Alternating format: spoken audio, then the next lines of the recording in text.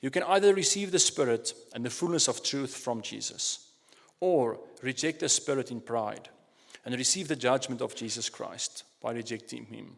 There is no middle ground. We will receive from Him based on our choice here on earth. That's why He tells the people in the Old Testament, the Israelites, I put before you today a blessing and a curse. You get to choose what life you are going to live. There's no middle ground. There's no lukewarmness just easing in there. You need to have a complete surrender before the Lord. But when He, the Spirit of truth, comes, He will guide you into all truth. He will not speak on His own. He will speak only on what He hears and will tell you what is yet to come. Because recognition of Jesus is spiritual, not just an intellectual exercise. It is the Holy Spirit who guides us into all truth. We cannot grasp the fullness of Jesus Christ without the Spirit in our lives.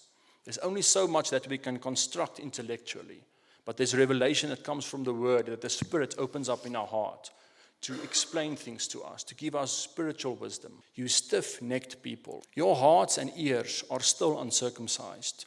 You are just like your ancestors. You always resist the Holy Spirit.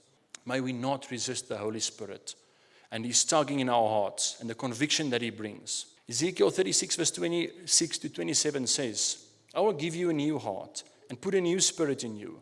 And I will remove from your heart of stone and give you a heart of flesh. I will put my spirit in you and move you to follow my decrees and be careful to keep my laws. So the story of Eric Little and Jonathan Edwards shows us that to be filled by the Holy Spirit is a continuous action. Not a one-time event, but a daily action. It is a continued surrender. So pride, control, and reputation can quietly block the flow and prompts from the Holy Spirit. So the Spirit flows where He is welcomed and not where He is analyzed from a distance. So as a church, are we thirsty enough to come to the Lord? Are we open enough to receive the revelation of who He is and the fullness of the Holy Spirit in our lives and allow that to transform us and flow out into our environments? Or are we comfortable enough to resist? May we not resist the prompt of the Holy Spirit. May we not have sins of commission where we do sins, but there's sins of omission where we don't do what we should have done. Because the Lord says, I've prepared the good works for you in advance.